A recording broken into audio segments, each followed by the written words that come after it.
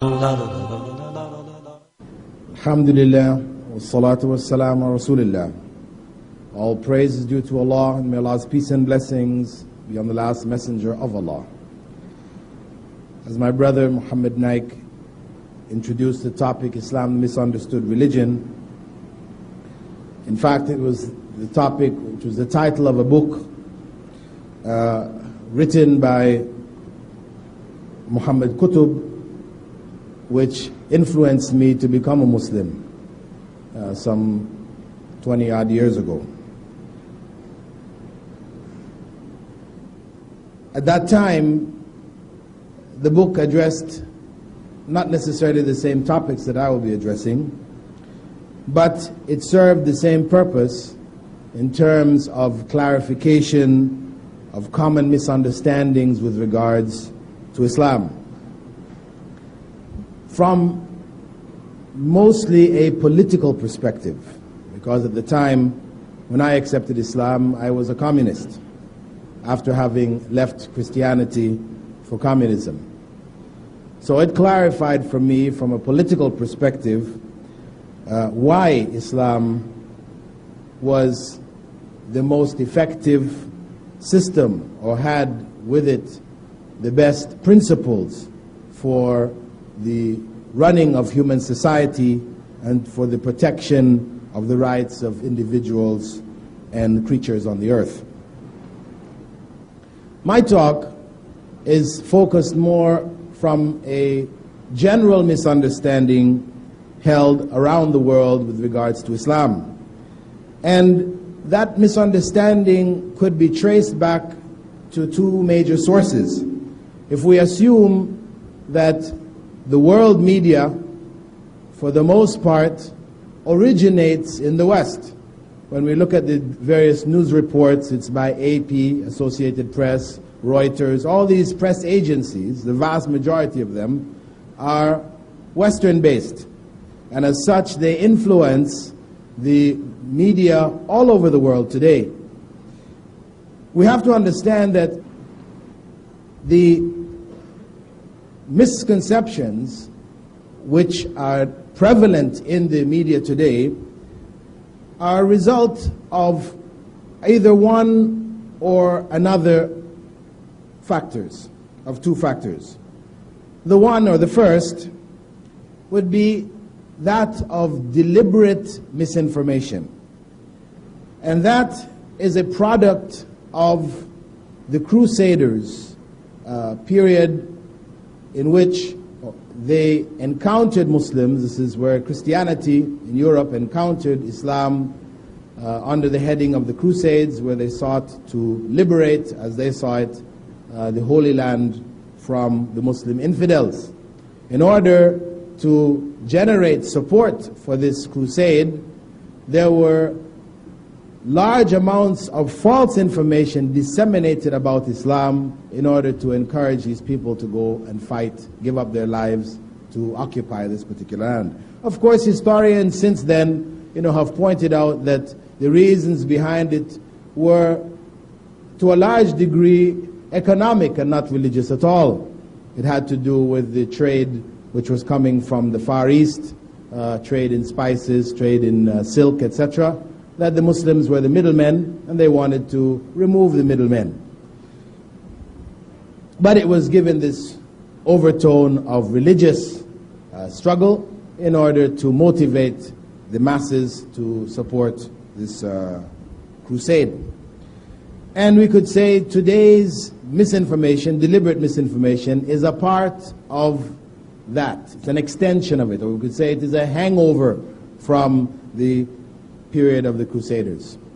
What came out of that period, during the period of colonial expansion over the Muslim world, as well as the rest of the world, is a tradition of study known as Orientalism in the West. Orientalism meaning they specialized in Eastern things, Eastern religions, etc. It included others, but focused to a large degree on Islam because they represented the largest group. And it was missionary based. It was there were systems of study set up in order to penetrate the areas under Muslim control, to penetrate these areas psychologically, intellectually. So they made a study of Islamic texts, etc., to try to find opportunities or avenues by which they could confuse the people, create doubts in the peoples about their religion in order to support their own political control over those given areas. As a result, the Orientalist tradition is filled with many lies, things which are outright lies about Islam. Unfortunately, the approach was not one of discussion and debate, where you sit down and present what your beliefs are, and I will present what my beliefs are, but it was an attack. And as such, unfortunately, that attack was an unscrupulous attack in which they sought to malign Islam in any way, shape, or form possible.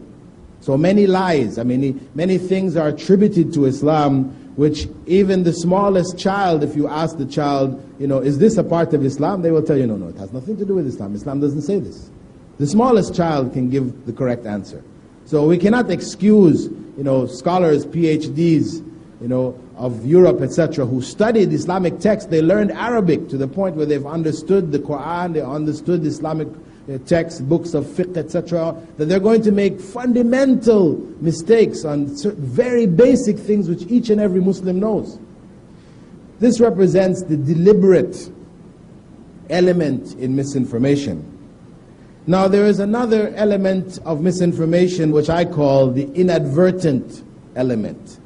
And that is due to misinterpretations, where people observe Muslims doing something, and then they judge it according to their own cultural or social or religious backgrounds. They interpret it from that point of view. Just as a simple interpretation, for example, if Muslims are seen to bow towards the Kaabah in India, for example, then Hindus who bow to their idols will look at this and try to interpret it in the same light. Well, Muslims are bowing to the Kaaba as we bow to our idols, This is not necessarily a thing of worship, but it is a means through which God is worshipped. This is how it is interpreted. So they interpret it in that light.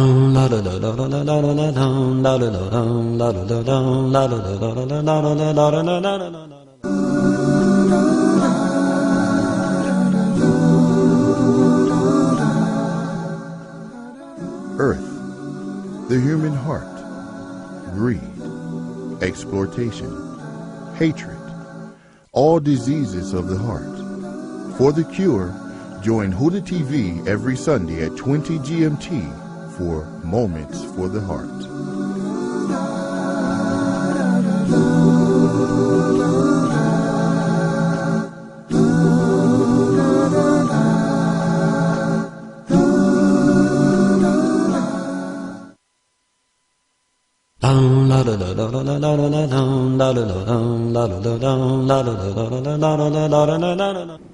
Or, for example, Muslims slaughtering of animals.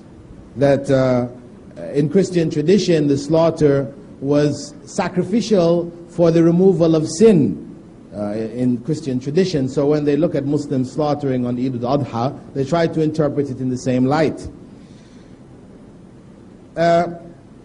That is one legitimate source of misinformation which we cannot blame people for. It is understandable. It's only for us to try, as Muslims, to clarify to them that it is not as they perceive it.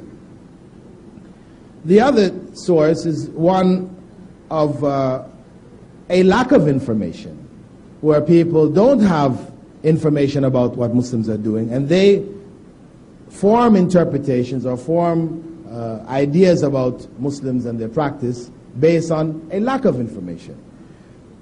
The other aspect of inadvertent misinformation is from the practice of Muslims themselves, where Muslims, in their own ignorance of Islamic teachings, then involve themselves in practices which are incorrect, which are recognized internationally as being incorrect, and as such, people of other ethnic backgrounds, religious backgrounds, then judge Islam based on the practice of Muslims. Again, this we cannot blame others, because it is natural for people to judge a religion based on the practice of the people.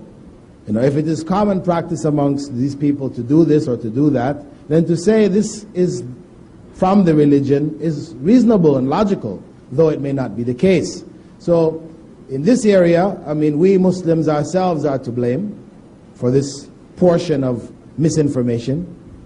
And the best that we can do is to clarify for them that Islam is not what Muslims do, but what Muslims are supposed to do.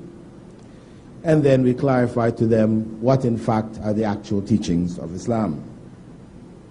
Now, what I intend to do this morning is just to look at some of the major areas of misinformation or misinterpretation, misunderstanding with regards to Islam. And I will divide them into three basic areas: one of beliefs, one of religious practices, and the third of social practices. Now, with regards to religious beliefs, the central pillar of Islamic belief is in one God, Allah. And it has been perceived by others that this God is a personal God of Muslims. As when we read in the scriptures about Jehovah of the Jews, he is the personal God of the Jews. From an Islamic perspective, of course, this is not the case. Allah is the God of creation. He is the creator, sustainer of the whole universe, all that exists. And he is the same God who is found in all religions. However, the view of that one God, because the vast majorities of religions in the world do believe in one God, irrespective of what their followers may practice today. If we search back to the origin of their beliefs, or we sift away the intermediaries, we will find a belief in one God, whether you're in South Africa, whether you're in Korea, whether you're in India here, or any other part of the world. The general belief of all peoples is in one God. The difference from an Islamic perspective, not that that one God is the special God of Muslims, but that that one God is unique. Unique. When we speak of the oneness of God, we don't mean oneness in the sense of he is one, this glass of water is one, because this is one glass of water, but there's another glass of water over there. There's no uniqueness in that oneness. When we speak of Allah, God as being one, we're speaking about a unique oneness, meaning that whatever attributes God has, they are unique to himself. That these attributes are not shared by his creation in their completeness, in their perfection. Human beings love, God loves. Human beings see, God sees. But the seeing of human beings is not as God sees. God's seeing is infinite. The past, the present, the future, what is hidden, what is open, whereas human beings are limited to understanding the present. with limited information about the past, virtually no information about the future, and what is hidden from them they cannot perceive. This is human attributes. So from an Islamic perspective, God's attributes are unique. And this is what distinguishes Islam from all of the other religious expressions in the world today. That what is common to all of the other religious expressions is that the attributes of God have been given to His creation in some way, shape, or form. No matter what system you look into, you will find that these attributes have been given either to human beings, where you have God-men or a God-man, or it is to some of the creatures, as may be held in a variety of other religions. Historically, we have found people worshipping either animal figures or imaginary animal figures composed of a variety of animals, maybe with a mixture of human beings, etc., etc. But objects of worship, in general, end up being objects from God's creation. What is usually raised as a question in this regard is, one, what then do Muslims visualize? See, since everybody else who's worshiping God visualizes God, they have images, either of human beings, animals, trees, or whatever. They visualize God through these images. What then do Muslims do? And we have to explain to them, to clarify for them, that we do not visualize God. Because if we strive to visualize God, then we have visualized His creation. Because we can only visualize what we have seen. If I tell you about something you have never seen, having attributes and qualities you have never perceived in any way, shape, or form, then you cannot visualize it. I mean, these are among the things of this world. If I tell you about a fruit in Sumatra, which you have never tasted, I can only tell you it's like a mango, and it looks like a this, and it feels something like a that. But can you actually really perceive of what this is? No. Until you taste it, you cannot. This is the nature of human beings. We cannot see, our senses cannot perceive or understand what we haven't experienced.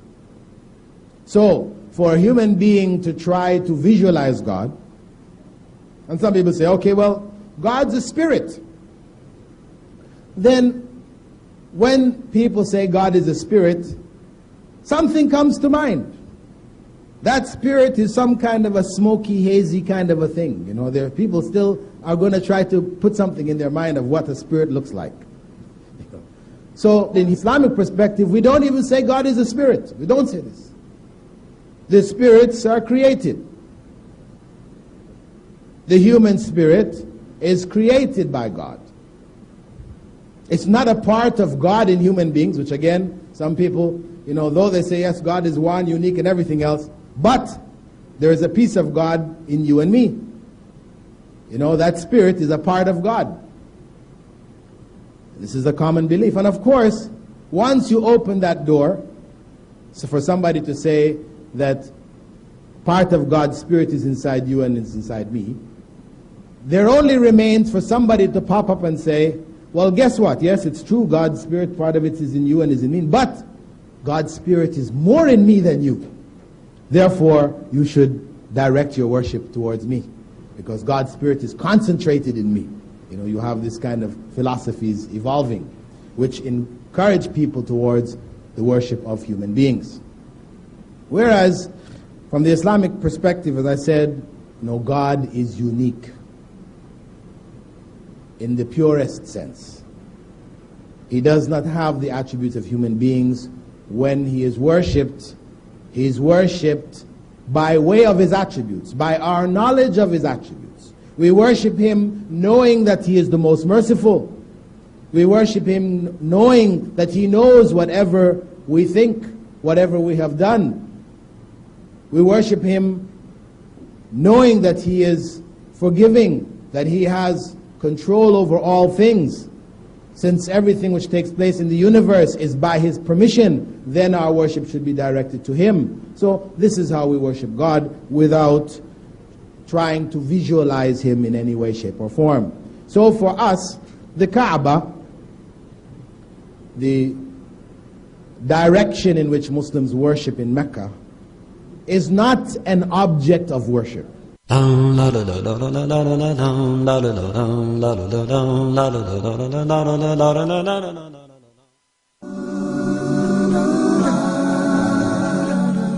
true life of the Muslim starts at death. If you wish to enhance your knowledge of the Islamic perspective on the hereafter, this life doesn't go on forever, but we do so little to prepare for it because most of us don't know what happens after this life ends.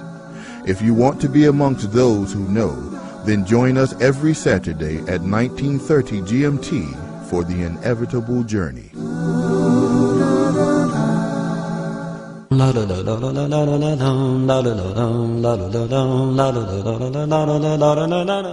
The Kaabah, the direction in which Muslims worship in Mecca, is not an object of worship. And it is not an intermediary through which we worship God. Because it is possible to go to Mecca and worship inside of the Kaaba. And nobody who has an idol who he worships to will climb inside of his idol and start worshiping. Because if he does, then he's no longer worshiping his idol. He's somewhere else. He's going outside of the idol. So his worship, those who are involved in worship through idols, they will always have to have that idol visualized in front of them. They work through the idol, either in a picture or in the form of a statue or a human being or whatever. But nobody, it would be considered sacrilegious to go inside of the idol to worship. So from an Islamic perspective, the Kaaba is only a direction of worship. It focuses the direction for the organization of prayer. So people and mosques are lined up in that direction all over the world, which would appear, if one were to rise above the earth, as concentric circles from Mecca over the rest of the earth. So it's only a direction of worship. In fact, the Kaaba was broken down at one point in time. And the Prophet, may God's peace and blessing be upon him, informed us that in the future, it will be broken down again. As one of the signs of the last day, an individual will come, an Ethiopian will come, and he will smash it. It will be broken down. But worship will not cease. Worship will not cease. We do not have to have a picture of the Kaaba to worship. So it is only for the organization of worship and not an object of worship or an intermediary through which we worship. The other point concerning God in Islam, Allah, is that the term Allah, we do not necessarily hold to be the name of God in the sense that all other names are illegitimate. Allah is an Arabic term. So the Semitic languages, the ancient among them, whether it's Aramaic or Syriac or Amharic, etc., these ancient Semitic languages all refer to God as Allah. But if one finds, as I found when I visited Korea some years back, that the name which the Koreans had for God, Hanonim, which was the name they used before Christianity came there, and before even Buddhism arrived there. It referred to God with attributes very similar to the attributes as God is described in Islam. then we would have to say that obviously the prophet who would have been sent there, because from Islamic beliefs, prophets were sent to all nations and tribes, that the prophet communicating the teachings of Islam to those people would have communicated it in their own language. As Allah said in the Quran that He only sent prophets speaking the language of the people, because the duty of the prophet is to convey. So that quite conceivably is a legitimate name for God. The only thing that we reject is where these names contain other meanings. Those other meanings we reject. But the pure meaning of God being the creator, sustainer of the universe, who is unique in His attributes, this is God, Allah, in whatever language you express it. The other point of misconception, and this arises amongst Christians with regards to Muslims, because of that historic struggle known as the Crusades, is that Muslims reject Jesus.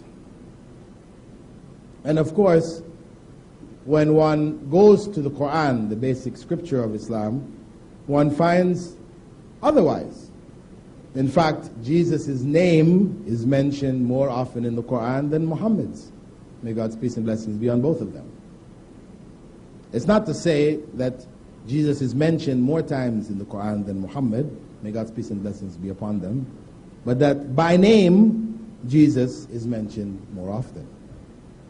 In fact, we even have a chapter of the Quran named Maryam, Mary, the mother of Jesus. So, it is not true that Muslims reject Jesus, but they reject the concept of Jesus being God. This is what is rejected. The concept of Jesus being God or the Son of God. Son of God, which in Christian theology, in essence, means that Jesus was God.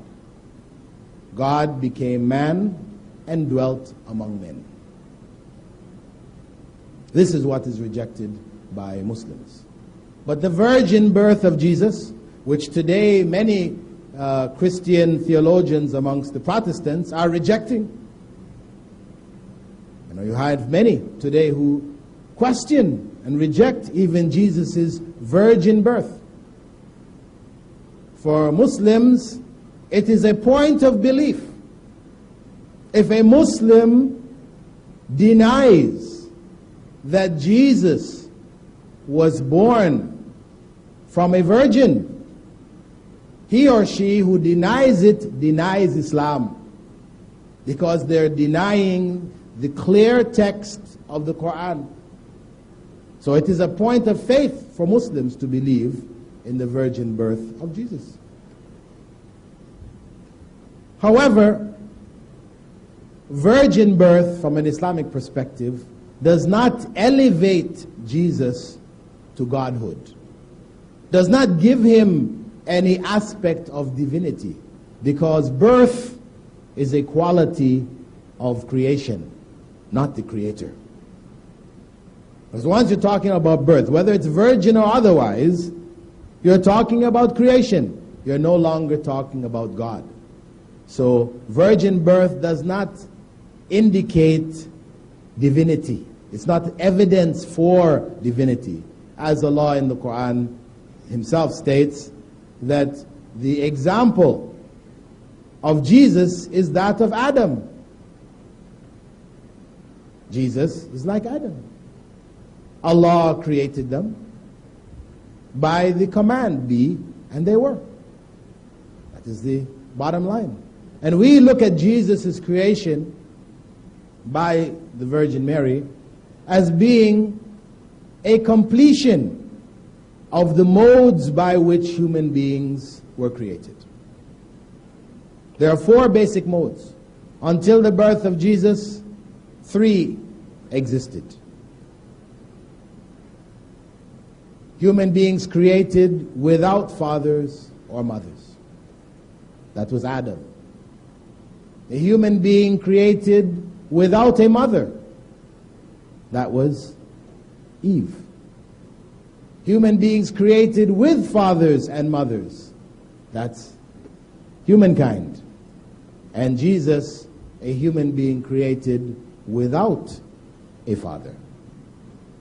This is only a completion of the modes of creation. Allah can create us as He wishes.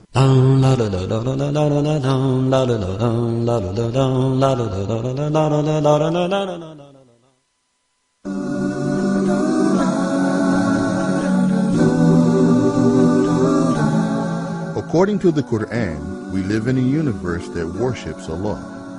It is not just human beings who celebrate His praises, but animals as well. Join us every Wednesday at 20 GMT for your show, Even Animals Glorified.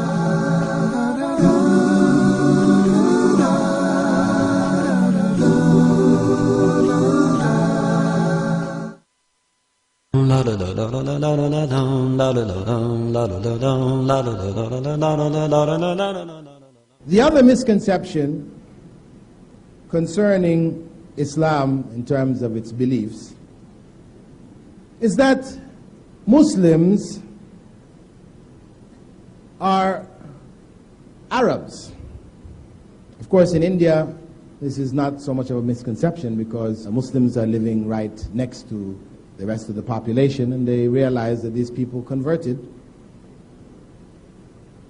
But for much of the world, Muslims were referred to as Turks at one point in time. And in general today, as a result of media propaganda, Muslims are looked at as Arabs. So many Westerners think that Islam is concentrated in the Arab countries. However, we know that the largest Muslim country today is that of Indonesia, over 200 million Muslims, and they are not Arabs. So, in fact, when you add up the Arabs with regards to the rest of the Muslims, they are only some 20-25% of the totality of Muslims. So, Arab and Islam are not synonymous. And this is something which came also out of the era of the PLO activities, where terrorism was being attributed to Muslims, Arab names were used, Arabs, Islam, it became confused and deliberately confused in many cases, and this impression was given. So when people want to make cartoons, for example, about Muslims, they will use an Arab representative, having a big hooked nose and gutra, as the Saudis wear. Usually this is how they want to depict Muslims. That's the general image that they will depict, a typical Arab from Arabia. With regards to practices, religious practices, one of the common expressions about Islam is that it was spread by the sword. And I know this idea is revived in India to a certain degree by certain elements, to give the impression that people became Muslims by force. However, the realities of India belie that. Muslims ruled India for how many hundreds of years, and the vast majority of Indians are not Muslims. If they were putting people to the sword, if they did not accept Islam, then you would not have found a non-Muslim in India. But this was not the case. Muslims ruled Spain for some 700 years also, and the vast majority of Spaniards did not become Muslims. Many did, but the vast majority did not. Where populations became Muslims en masse, this was by the choice of the people. Their lands were administrated by Muslims. In the expansion of Islam from Arabia, but people accepted Islam by choice in the vast majority of cases. I'm not saying that we may not find somewhere, somehow, sometime, an instance in history where somebody forced somebody, but as a teaching of Islam, it is rejected. Allah states very clearly in the second chapter of the Quran, La ikraha fi din, that there is no compulsion in religion. One cannot force anyone. So it is against the fundamental teachings. If somebody did it, they did it in error. The next most common misconception is that Muslims have 4 wives. Polygamy. You know, especially for myself in the West, whenever people find out you're a Muslim, the first thing they ask you about is this 4 wives. You know, why 4 wives? You know, this is the biggest issue. First and foremost, we have to clarify for those who have this idea that this is not something which Islam prescribes, meaning that every Muslim must have 4 wives. And actually, you might think, oh, nobody would think that. Yes, when I was in England about 6 months ago, I met one English brother who accepted Islam, you know, and he had told me that he had wanted to accept Islam sometime before, but he loved his wife, you see, as he said, you know, he said, I really love my wife, and I didn't want to marry anybody else. So he held back from accepting Islam, thinking that once he became a Muslim, he had to have 4 wives, right? So again, I mean, though it might seem quite funny to us, people have this misconception because Muslims are presented as having 4 wives. Now, what we have to point out for people is that having more than one wife is something which Islam did not invent. Islam did not bring polygamy onto the world scene when it did not exist before. Polygamy is a part of the history of mankind. You cannot find a corner of the earth in which the people have not practiced polygamy. And when I say polygamy, actually, the correct term is really polygyny. Because polygamy means having one wife, more than one wife, or more than one husband, right? And really, from an Islamic perspective, it's only having more than one wife. Having more than one husband is called polyandry. And this is something which rarely happened in the history of human beings. The vast majority of cases, 99.99%, wherever you go on the face of the earth, people have been practicing polygamy. Even in the societies, I mean, the basis of Western civilization is Greece and Rome, Greco-Roman culture. And in Greece and Rome, the law was monogamy. It's true, that was the law. But in Greece and Rome, the majority of the population were slaves. The majority of the population were slaves. And the slave master had free access to any of the slave women he wanted. So though he was officially married to one, he was practicing polygamy.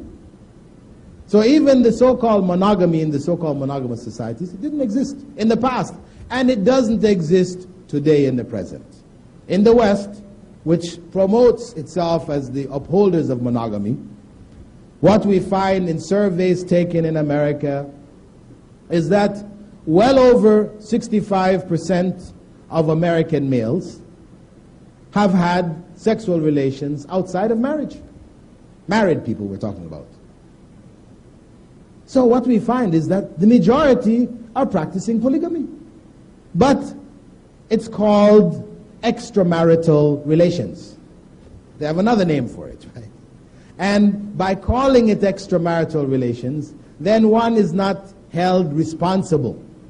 You see, what happens is that women, especially the feminists, the feminist element, they look at polygamy as being the worst thing that could ever happen to women.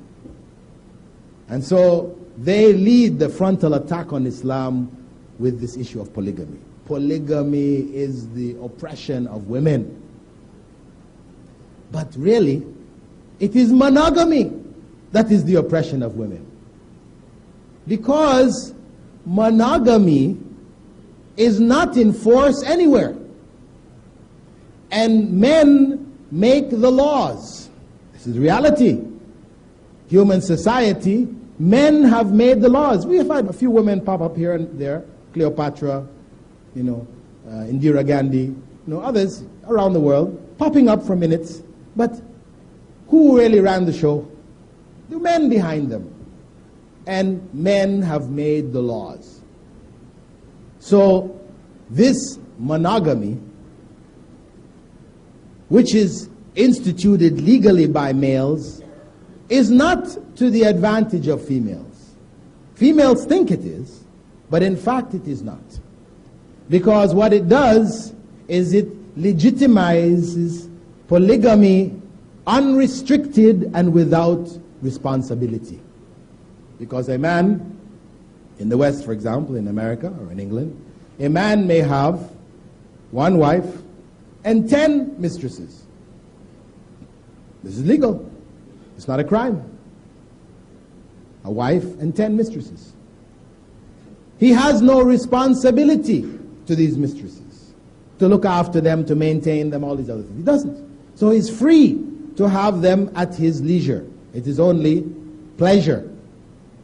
There's no responsibility involved. So it is in his favor that he is not allowed to have more than one wife. Because that way the other women cannot demand of him anything. Because they're not his wife. Whereas Islam recognizes the nature of human beings.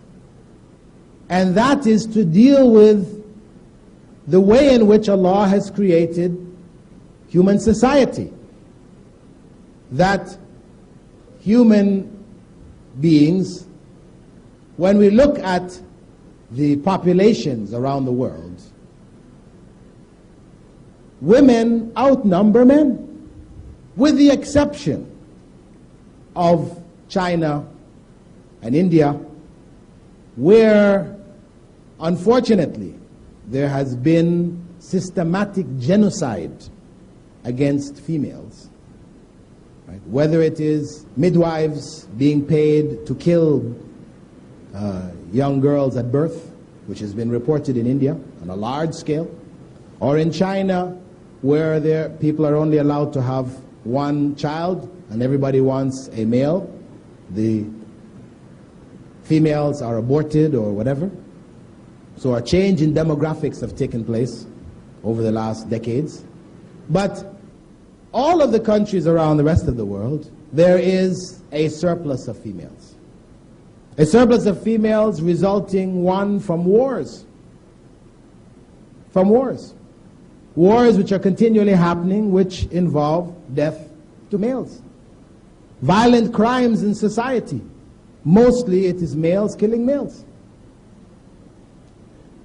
Even statistics in terms of births, the number of children that die in the process of birth and in early stages of life, it is concentrated amongst males. And females live longer than males. If you go around the world and you add up all the people who are in their 90s, you will find that some 75 to 80% of them are females. Females live longer than males. Some people say it's due to stress and other things, but it's biological. Allah has created them that way.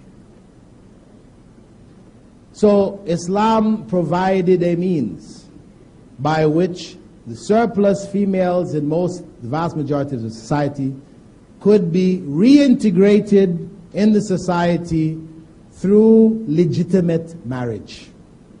Because females, as for the most part, have a desire to have relations with males. This is created in them, as it's created in males to have relationships with females.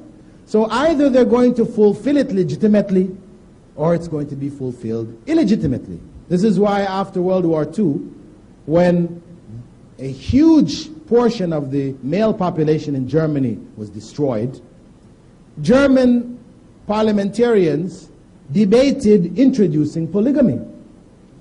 Unfortunately, the church was against it, strongly opposed to it. So it was never instituted. And what is the result? In Germany today, prostitution is legal. It is a legal profession. People are provided with work cards and medical benefits, everything. It is considered a profession like any other profession, prostitution. Something which is despised over the majority of the world, looked at as being something evil. But there it has become legal.